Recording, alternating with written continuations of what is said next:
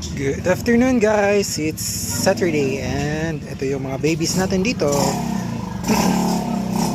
Last night I was arranging some of this there. Anong yung English? Nag-arrange ako dyan last night kasi parang crowded na sila. Ay, crowded naman talaga pero nilipat ko yung mga pumangit na nilagay ko dito. I need to change the soil na kasi parang hindi na sila hiyang. Yan, nilagay ko na lang dyan. Tapos nag-repot din ako ng mga bagong babies dahil marami na sila mga roots. Just like this one and this one. Ito na may marami pa akong i-repot later. Yan, dami pa sila.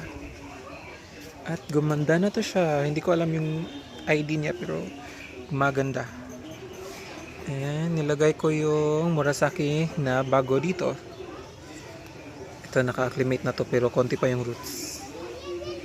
Yan, pumangit si Moonstone ba to? Nag-sunburn siya kaya namatay yung nasa center. Kaya, to those who are watching guys, subscribe to my channel for more information sa kung paano mag-alaga ng succulents sa lowlands. So, thank you.